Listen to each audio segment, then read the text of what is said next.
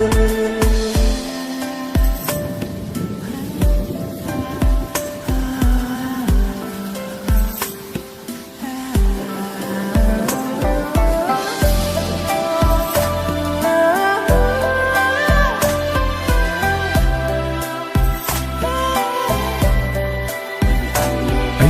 cảm thấy rung động và bối rối khi yêu ai không thể vui hay, kể từ khi anh có em đến khi bước qua nhau.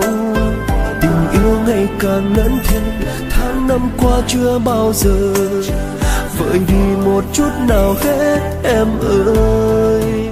Người đã có những giấc mơ kia rồi, anh ôm nỗi nhớ ấy miệt mài, chỉ toàn những nỗi buồn đau đằng sau tiếng cười.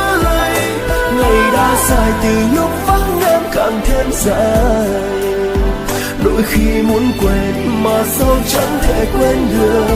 Ai sẽ khâu lành những vết cắt trong tim này, cơn mưa rơi ướt vai em rồi, nỗi đau cứ giấu trong lòng chẳng biết nói với ai. Trời khuya vẫn cơn mưa tạnh rồi, người ta quấn quýt ở bên nhau, nhưng còn anh cô đơn trong nước mắt. Đã có những giấc mơ kia rồi, anh ôm nỗi nhớ ấy miệt mài, chỉ nỗi buồn đau nằm đằng sau tiếng cười. Ngày đã dài từ lúc vắng em càng thêm dài, đôi khi muốn quên mà sao chẳng thể quên được.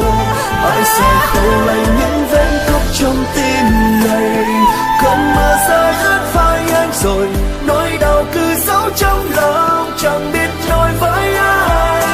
Trời khuya vẫn cơn mưa tạnh rồi, người ta quấn quýt ở bên nhau, nhưng còn anh cô đơn trong nước mắt.